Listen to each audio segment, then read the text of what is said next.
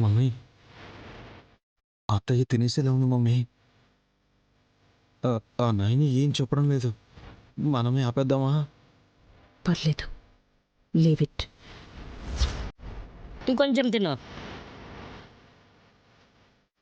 ఎలా ఉంది పిన్ని?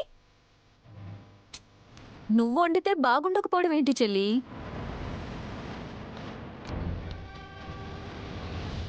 ఇంకో స్పూన్ పెట్టండి. అంటే పాయసం అదిరిపోయేలాగా ఉన్నట్టే.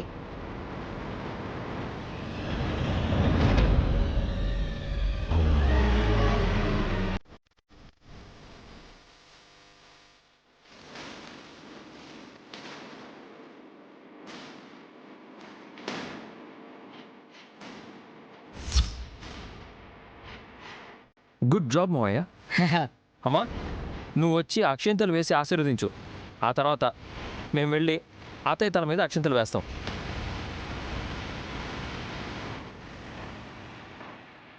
పిన్ని, ఆ, అయ్యో డోర్ అత్తయ్య పిన్ని, అత్తయ్య, అత్తయ్య, అయ్యో, ఏమైంది? ఏమైంది? అత్తయ్య, పిన్ని, డోర్. పిన్ని, అత్తయ్య, అయ్యో, అత్తయ్య, ఏమైంది? రక్తం అత్తయ్య. వస్తుంది. పిన్ని, పిన్ని, వెళ్ళి కార్తీ. అలాగే. పిన్ని, పిన్ని. అత్తయ్య అత్తయ్య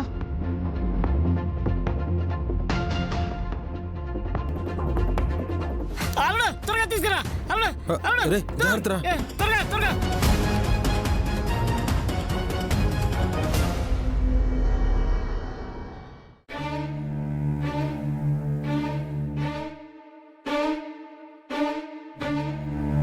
పిన్ని, మంచినీళ్ళు టాబ్లెట్ వేసుకోవాలన్నారుగా? నేననలేదు. నేను కేకేస్తే నైనమ్మ విన్నట్టుంది. ఈ ఇంట్లో మంచినీళ్లు తాగాలన్నా భయంగా ఉందండి. ఎందుకత్తయ్యా? అందులో ఏమన్నా కలిపి ఉంటారనా? మీరు తప్ప అలా చేసేవాళ్ళు ఇక్కడెవరున్నారులేండి. సాక్ష్యాధారాలు లేకుండా నింద వేస్తే ఈడ్చుకెళ్ళిపోతాను. నన్ను ఈడ్చుకెళ్తే ఏమొస్తుంది? అదేదో ఈ ఇంటిని ఊడ్చుకెళ్తేనైనా శుభ్రంగా ఉంటుంది కదా.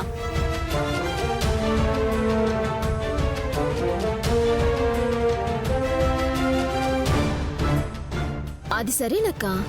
ఇంతకీ మా అక్కెలా ఉంది? వదినకేమైంది?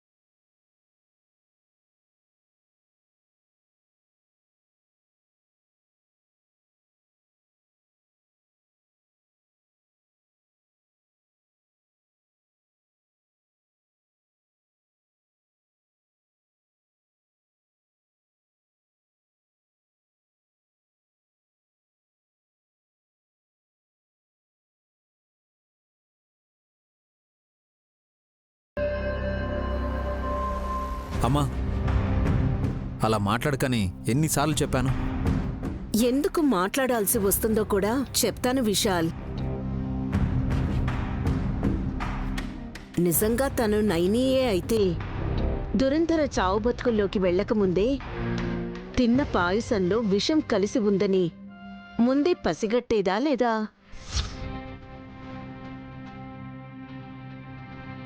ఆ,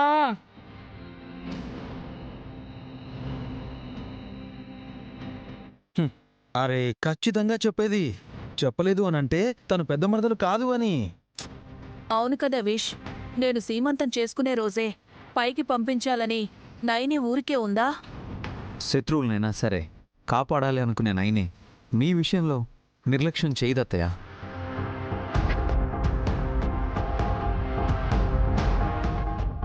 ఇప్పుడు చేసినట్టా? మా అక్కకు అలాంటి ఆలోచన లేదని అనుకుందామా లేకపోతే మా అక్కే కాదనుకుందామా?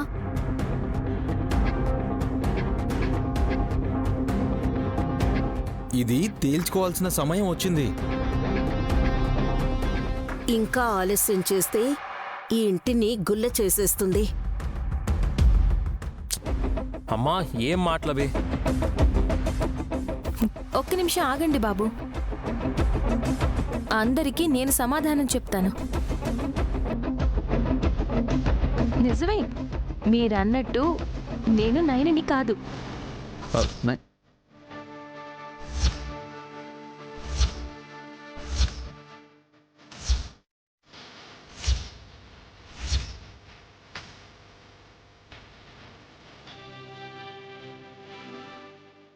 నైని ఎందుకు అలా అంటున్నావు? చెల్లి, పొరపాటునన్నా సరదాగా అన్నా వీళ్ళు నిజమని టార్గెట్ చేసుకుంటారు. నేను నిజమే చెప్తున్నానక్క. ఈ చేతులు నయనివి కావు. ఈ ఇంట్లో తిరగాడుతూ వేసే అడుగులు తనవి కావు. మీ అందరినీ చూసే కళ్ళు, మీకోసం వండి పెట్టడానికి వంచే ఒళ్ళు ఇవేవి నయనివి కావు. అలాంటప్పుడు నేను నయనినే అని బలవంతంగా ఒప్పించాల్సిన అవసరం ఎవ్వరికీ ఉండాల్సిన అవసరం లేదు కూడా.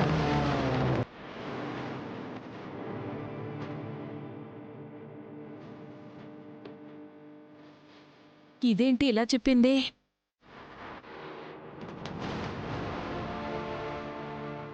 నేను ఈ ఇంటి కోడల్ని కాదని చెప్పాక ఇంకా ఆశ్చర్యపోవడం ఎందుకు పిన్ని? నువ్వు నైనివి కాకపోతే త్రినేత్రివని చెప్తూ ఇంకా ఈ ఇంట్లో ఎందుకుంటావు? పదవి తాగు.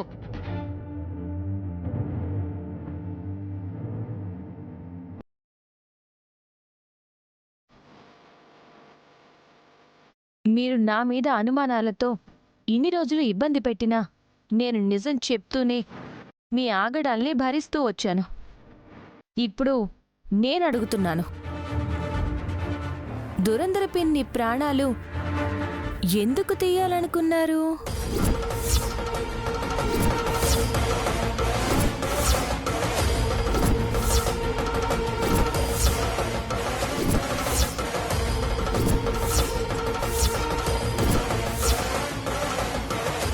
కడుపులో పసి ప్రాణం ఎదుగుతుందన్న జాలి కూడా లేకుండా అలాంటి దుర్మార్గానికి ఎందుకు ఒడిగట్టారో చెప్పండి. ఏంటి, మేం నిన్ను అనుమానిస్తే నువ్వు నన్ను అనుమానించి డైవర్ట్ చేద్దామనుకుంటున్నావా?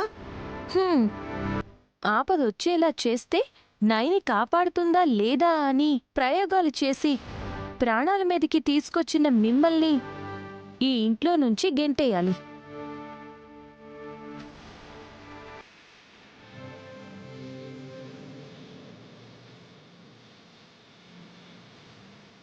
ఏంటి మమ్మీ, కథ అడ్డం తిరిగినట్టుంది.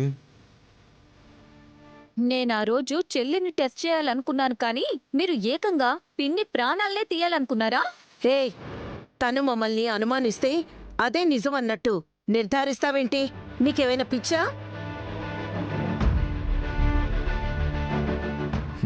అమ్మా, నైని ఏ మాట ఊరికే అనదు. తను నైనియే కాదని చెప్తే వెనకేసుకొస్తావేంటి విశాల్? కాదని తను ఎందుకు చెప్పిందో కూడా కారణం ఉంటుంది అనుకుంటున్నాను.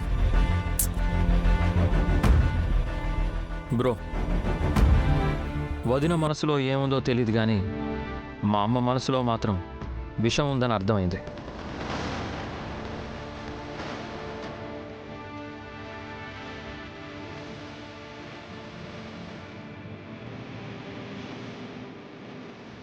ఏంటక్కాయ్, మాకు పిల్లలు పుట్టడం నీకు ఇష్టం లేదా? పవనమూర్తి, ఆధారం లేకుండా ఆరోపించకండి.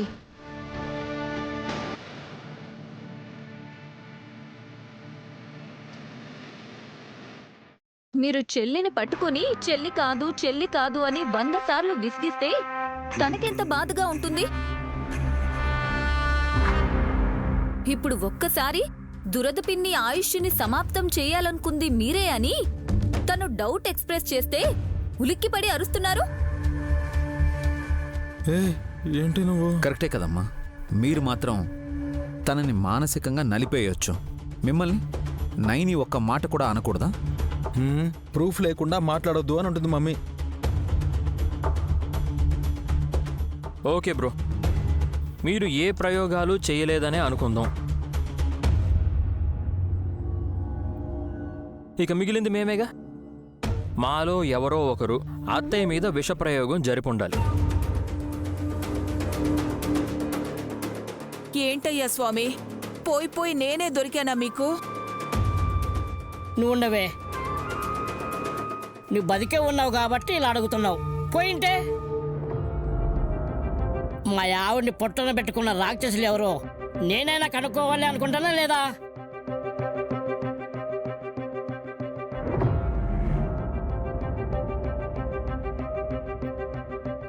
అత్తయ్య పెద్దబావ గారు ఏం చేశారో నాకు తెలియదు కానీ నేనైతే అలాంటి పని చేయను. నా కూతురు మీద ఒట్టేయమన్నా వేస్తాను. ఇక మిగిలింది మేమే కదా. మీరెందుకు అలా చేస్తారు హాస్? అయితే అత్తయ్య వాళ్ళనే కదా. నోరు మూసుకుంటావా? గట్టిగా అనేస్తే హడలిపోతా అనుకున్నారా?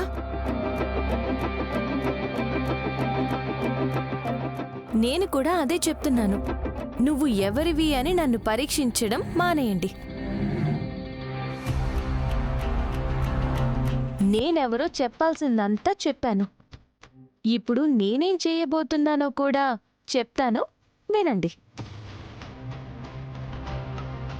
ఇంట్లో నుండి దేవీపురం బయలుదేరిన నైని కార్ యాక్సిడెంట్కి గురైందని మాత్రమే మీరు మాట్లాడుకుంటున్నారు, కానీ ఆ తర్వాత రోజే ప్రయాణం చేసిన ఆ కార్ బ్రేక్ ఫెయిల్ అయ్యి డ్రైవర్ హరి చెయ్యి విరిగింది అని మీకు తెలుసా?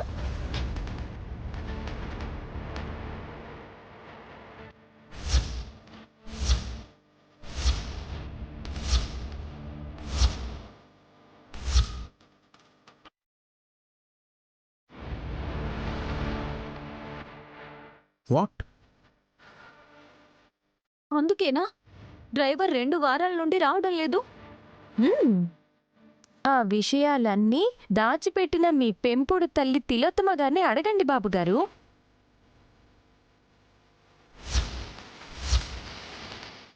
సరైన సమాధానం చెప్తారు.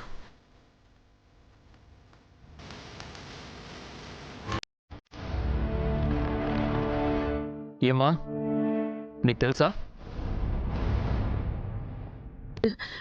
తెలుసంటే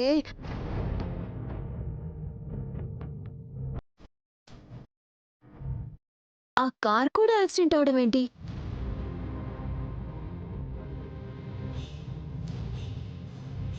బ్రేక్ ఫెయిల్ అయిందంటే ఒక రోజు ముందే నైని అందులో వెళ్ళింది.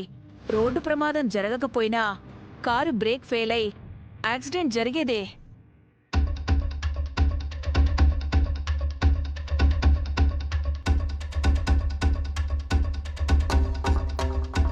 అమ్మా,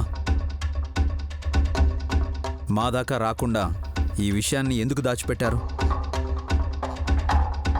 పాపం నైనికి ఇలా అయిందన్న బాధలో మీరుంటే ఇక డ్రైవర్ గురించి చెప్పి బాధ పెంచడం ఎందుకని. మీరు మంచి పని చేశారంటారు. సర్లేండి, ఇప్పుడు చెప్పండి, నేనెవర్ని? నువ్వు నైనివే, త్రినేత్రివి కాదు. ఇక పరీక్షలు చెయ్యము. రే పదరా. ఇప్పుడు ఒప్పుకున్నారు వీళ్ళు. రివర్స్ అయితే తప్ప వినర్ చెల్లి.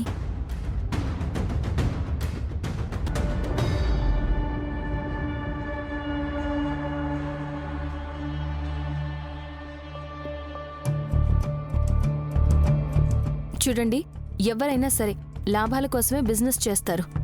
ఇన్కమ్ ట్యాక్స్ లెక్కల్లో చూపించడానికి లాస్ చూపించే కంపెనీలు వేరే ఉంటాయి. మీకు డీల్ నచ్చడం కాదు, నచ్చకపోవడం కాదు, మీరు వెళ్లే దారి మాకు నచ్చాలి.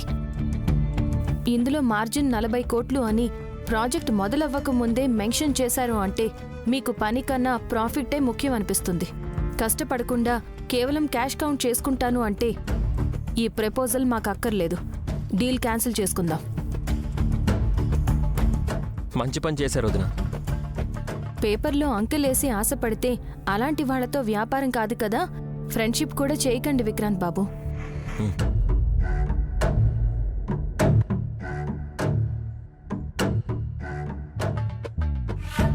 కొత్తగా కనిపిస్తున్నావక్క. కొత్తగా కదమ్మా, మళ్ళీ మన నైనమ్మ ఫామ్లోకి రావడం చూస్తున్నాం. ఎప్పుడు ఇలాగే ఉంటే బాగుంటుంది నైని. ఎప్పుడైనా సరే నేను ఇలాగే ఉంటాను పిన్ని. సడన్ గా త్రినేత్రివని, ఆ తర్వాత 3 ఉంటే 9 ఇవని చెప్తే మేం ఎలా రిసీవ్ చేసుకోవాలో తెలీదు. పెద్ద మరదలా అని పూర్తిగా అనండి బావగారు. అయితే నువ్వు నైనివే అని నమ్మేయాలంటావు. నేనే నైనిని, నేనే త్రినేత్రిని కూడా.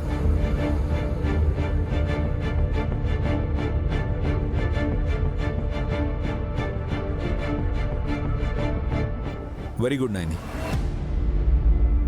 ఇంకా ఎలాగైనా ఎలా అన్నా సరే పలుకుతావన్నమాట. నేను డిసైడ్ అయిపోయాను బాబుగారు.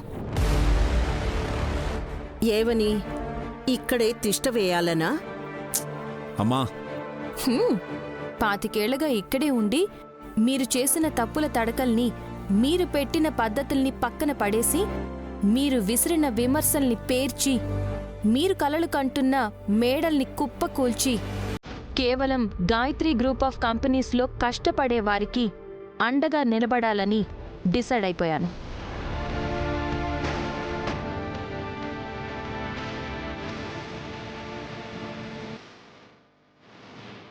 అరే, మా మమ్మీ మాత్రమే చీట్ చేసిందన్నట్టు మాట్లాడతావేంటి? తిలోత్తమక్కాయ్ ఈ ఇంటి కోడలుగా ఎంట్రీ 25 ఏళ్ళైన సందర్భంగా నైనమ్మ ఈ విధంగా ట్రీట్ ఇవ్వబోతుందన్నమాట.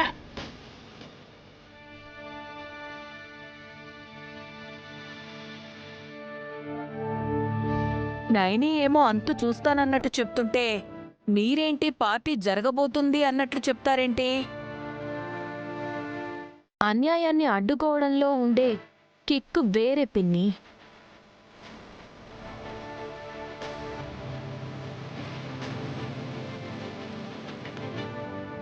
ఏమైందక్క నీకు? అందరి ఆట కట్టిస్తానన్నట్టు శపథాలు చేస్తున్నావు. ఛాలెంజ్ చేయడం కాదు, నైని వదిన ప్రాసెస్ ఇలా ఉంటుంది అని చెప్తున్నారు. నైనిలో ఈ తెగింపు చూడడమే నాకు ఇష్టం. పాపని ఎత్తుకునున్న నిన్ను చూస్తుంటే ఝాన్సీ లక్ష్మీబాయ్, రాణి రుద్రమదేవి గుర్తుకొస్తున్నారు నైని. పిల్లని ఎత్తుకున్నందుకేమో మమ్మీ అంటే అన్నారు గాని, నువ్వు ఒక విషయాన్ని గమనించావా?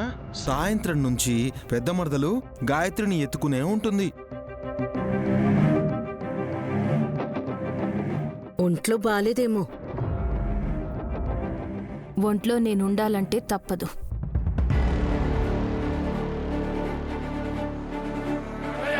ఇంట్లో ఉంటారు కానీ ఒంట్లో ఉండడం ఏంటమ్మా? ఇది అర్థమయ్యే లోపు పుణ్యకాలం కాస్త గడిచిపోతుంది బాబాయ్. ఏంటో నైని, నువ్వు చెప్పేదేం అర్థం కాకపోయినా నువ్వు మళ్ళీ బిజినెస్ వ్యవహారాలు చూసుకోవడం బావుంది.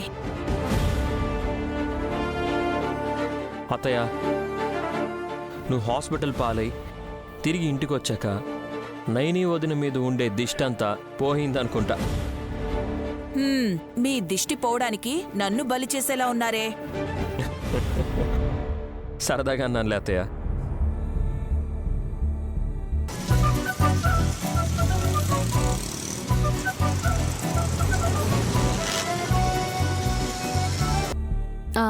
విక్రాంత్ బాబు, చెప్పండి వదిన. మన ఆడిటర్ సత్యమూర్తి గారికి ఫోన్ చేసి రేపు వీడియో కాన్ఫరెన్స్ మీటింగ్ ఉందని చెప్పండి. డన్ వదిన. ఆపరేషన్స్ హెడ్ ఎవరు గుర్తుందా? బాబురావు గారు. వాళ్ళ నాన్నగారు గాయత్రమ్మ గారి దగ్గర అకౌంటెంట్గా పనిచేసేవారు. పేరు మోహన్ రంగా గారు.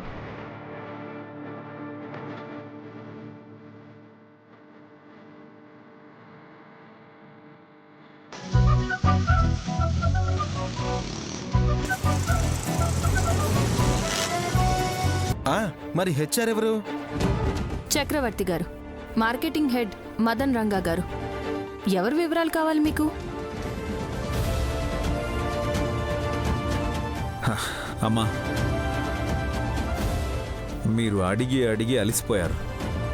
ఇంకా ఎందుకు ఎనర్జీ వేస్ట్ చేసుకుంటారు? ఇన్ని ఎలా గుర్తున్నాయక్క? గాయత్రి పాప వల్ల.